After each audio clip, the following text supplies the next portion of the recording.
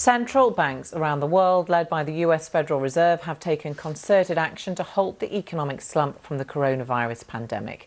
The Fed slashed interest rates by a full percentage point on Sunday and injected billions of dollars to encourage spending. But restaurants and bars in Los Angeles and New York have been ordered to shut by the city's mayors. Our North America correspondent David Willis reports. Life in many major cities here will soon resemble that of Europe. Restaurants, bars and other public places are about to start shutting their doors. And the government is recommending that gatherings of 50 or more people either be cancelled or postponed. Amid the looming prospect of a global economic meltdown, America's central bank, the Federal Reserve, announced it was cutting interest rates and buying bonds in an attempt to flood the economy with cash. It was their toughest move since the financial crisis of 2008 and music to the ears of a president unnerved by the recent market volatility. That's really good news. It's really great for our country. It's something that we're very happy. I have to say this, I'm very happy.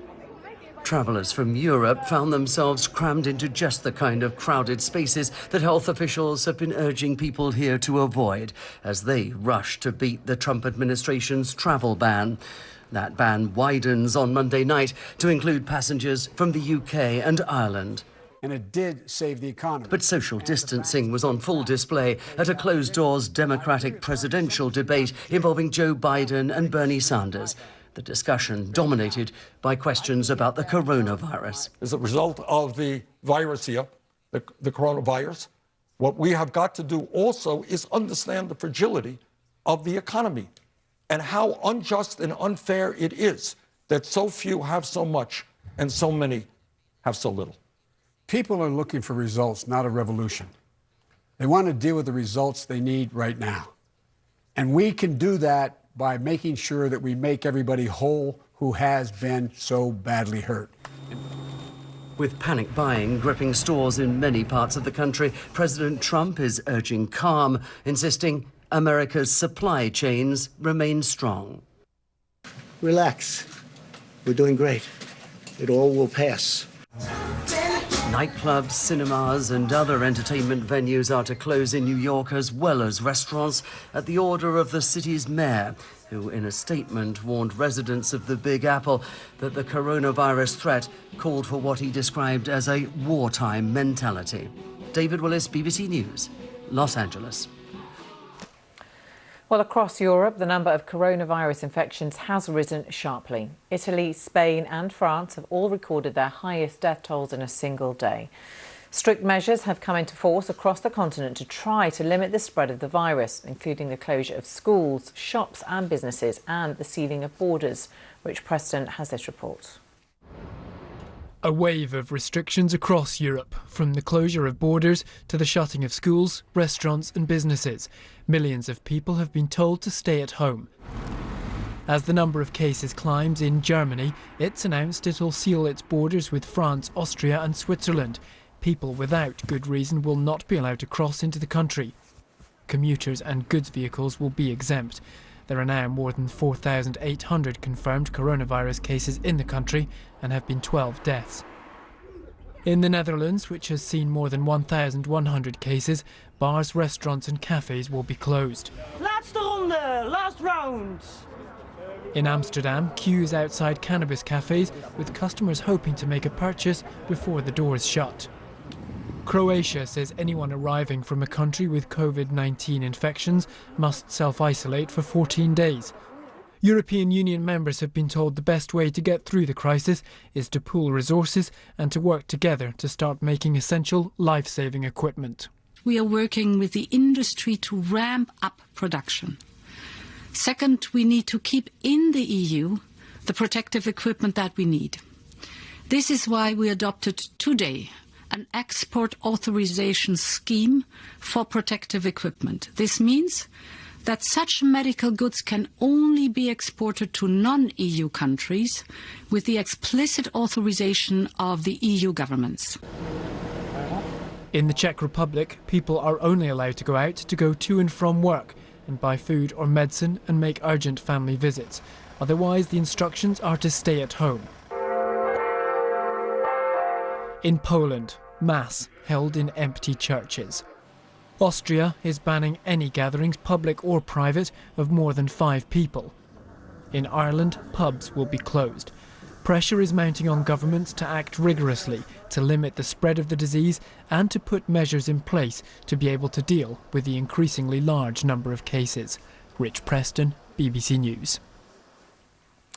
Well, in Italy, strict measures on people's movements are still in place, with much of the country in lockdown. Our correspondent Sima Katecha gave us this update from Rome. Another 368 deaths in the last 24 hours, bringing the total of deaths up to more than 1,800 and almost 25,000 cases. Hospitals in the north, where most of the cases are and most of the fatalities are really struggling to cope. Some are in desperate need of more intensive care beds and ventilators. Now, the Prime Minister says his priority is to make sure that doctors and nurses are safe so that they can carry out that urgent treatment that is needed.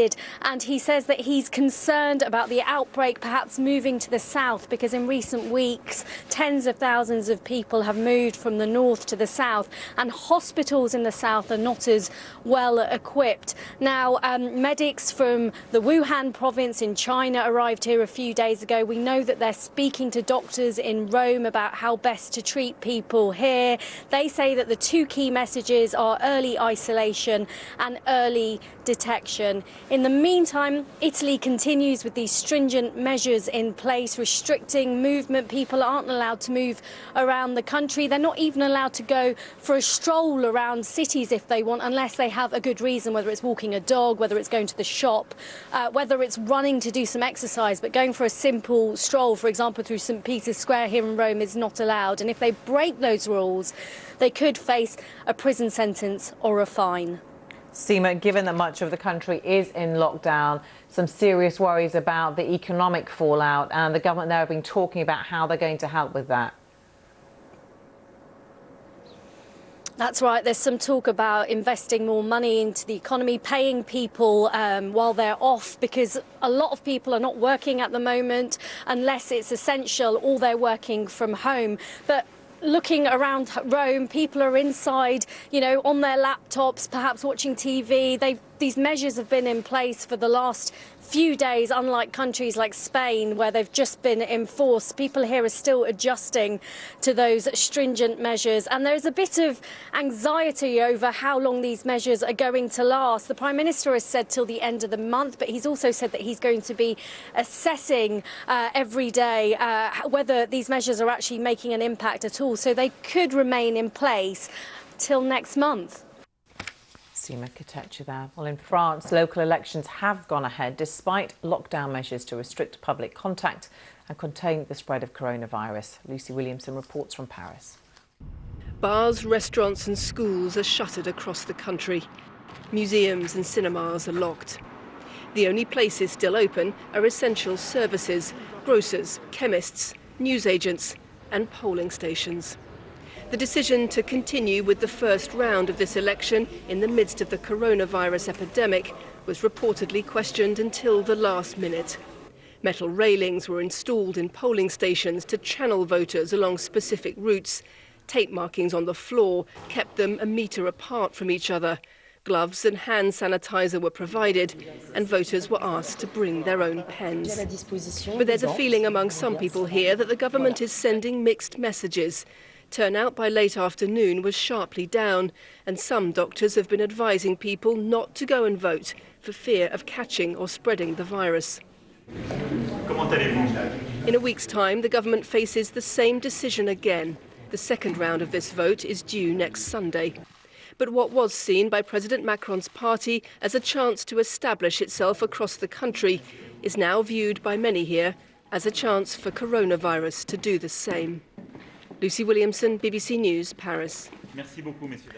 Well, our correspondent in Paris, Hugh Schofield, says the city is a lot quieter than usual. It's Monday morning. Things would normally be getting underway for the start of another busy week here, but they're not. Life has not ground to a standstill. I've just come in on my bicycle as usual, and there is traffic. It's very, very light, but there is traffic. some people, maybe most people, I don't know, are coming to work. There is activity out there, but you can see the change because the schools are all shut. There isn't that mass rush of children and parents outside schools, which you would normally be seeing now.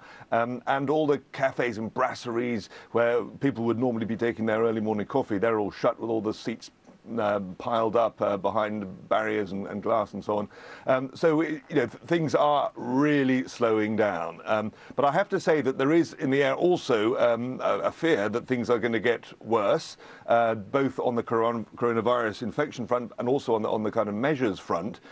We know that certain ministers looked at scenes that were on the television and in newspapers over the weekend of people still out there in parks, hobnobbing, socialising and so on, and were quite horrified that the message they thought was still not getting through. It was a lovely weekend here in Paris, and a lot of people were out in the parks gathering together. And the rumour mill is churning here in Paris about possible new measures that might come in, emulating more the Italian and Spanish situation, where people are actually confined to their homes. Keith Schofield there. Well, one of the challenges for government is how to communicate with the public to provide important information without causing panic. Here in the UK, the Prime Minister is stepping up efforts to keep the public informed after facing criticism over his strategy. Simon Jones reports. This is something we're now going to be seeing on a daily basis. The Prime Minister and senior ministers, supported by scientific and medical experts, holding briefings, following criticism that there's been a lack of transparency over plans to stem the spread of the virus. Many people admit they're anxious, particularly after the government said that in the coming weeks, everyone over the age of 70 could be told to stay at home, potentially for a period of months. It's just scary, and straight away it scares my husband. Yes, because he's in that age bracket. I don't fancy being locked away for a few weeks. Ahead of today's news conference, there'll be a meeting here at the Cabinet Office of the government's Emergency Cobra Committee that will look at the next steps in shielding the vulnerable and elderly from the virus and consider whether mass gatherings should be banned. There'll also be a phone call involving the leaders of the G7 nations in which Boris Johnson will urge them to put more money and expertise into speeding up the development of a vaccine. Among those to have lost their lives is retired police officer Nick Matthews, who was 59. He had previously suffered a heart attack. His wife described him as her soulmate. And Jez Martinez's 78-year-old grandfather died at Wickham Hospital in Buckinghamshire. She says he had tested positive for coronavirus. It was very shocking. Obviously, we are grieving. There's been a lot going on as obviously now the testing has been stopped, but now the worry is for the rest of my family and everybody else that may go through this. To ease demand on the emergency services, the Scottish Government says gatherings of more than 500 people should be cancelled from today. And head teachers, feeling the pressure too, will meet the Education Secretary to discuss their concerns. British holidaymakers have been facing a battle to get home after countries like Spain went into lockdown. This was a scene at the airport in Tenerife. And in the US, the race is on to get out before transatlantic flights are grounded. The stress levels have changed. Been feeling very, very anxious and just really wanting just to have the security of getting on that plane and taking off. The sense of uncertainty has meant panic buying in the shops is continuing. It's clear that daily life will not be normal for some time to come. Simon Jones, BBC News. Well, let's look at the picture in Spain now. Our correspondent Damien Grammaticus is in Madrid. Damien, welcome to you. A state of emergency is now in force in the country. What impact is it going to have? Well, the impact the authorities hope it's going to have is by totally clamping down on all movement here, that it's going to also clamp down on the spread of the virus. The impact on people's lives has already been immense, really. Over the weekend, what we've seen is the sort of ramping up of these measures and people confined to their houses or told to stay at home. Anyone who was out, the police have been circulating in cars here in Madrid and elsewhere, spotting anyone who's out, telling them to go back home if they don't have a good reason, and those reasons you're allowed to be out for are very limited. They are to go to work, so people are able to continue working, but many people should be doing that from home. They're able to go out to buy food, but only singly, only one at a time from a household. They're able to go out for emergencies, and other than that, it's only people providing basic services or important services who should be out and about. So in terms of what is happening then, well, there's very little traffic on the streets. Public transport is running, but almost nobody on any bus that goes past you. Shops, food shops are allowed to be open, petrol stations are allowed to be open, chemists are allowed to be open, and then only a couple of other things, shops selling tobacco products and hairdressers too are another vital service here that's been told that they can stay open too. And what's the latest on the numbers as far as coronavirus is concerned? Well, what the authorities have said is they are going to give daily updates in the middle of the day now, and the last one we had put the figures at the middle of yesterday at just about 8,000 confirmed cases and over 250 deaths. That was a leap of more than 150 deaths on the day before, so a real jump.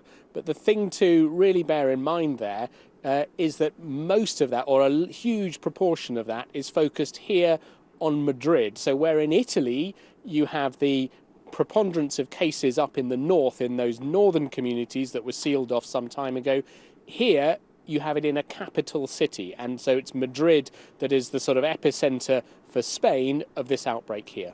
OK, Damien Grammaticus in Madrid for now, thank you. The World Health Organization has warned that any spread of coronavirus to the Gaza Strip would need urgent global intervention. There have been no confirmed cases there so far, but infection numbers have been rising in the region.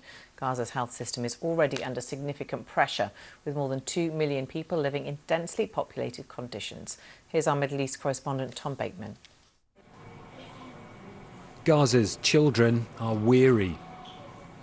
They can see the problems in the outdated, hard-pressed hospitals. This is the story of Gaza's health system, never far from collapse, with crippling supply shortages. Now people must also prepare for coronavirus. It hasn't arrived in Gaza, but cases across the Middle East are rising, and there's a warning from medics. We have in Gaza barely between 50 to 60 ventilators. Serious cases would require at certain stage that they need to be on ventilators. If we don't have except 50 to 60, and if we have hundreds, then you would imagine what we would need to deal with these 100 cases. In Gaza City, the disinfectant spray squads are on the streets. It's an uphill struggle. The message is getting out: wash your hands and avoid crowds. But it's easier said than done when the water supply is unclean in a densely overcrowded region. Lina is at home with her 4 children. Gaza's schools are closed as a precaution.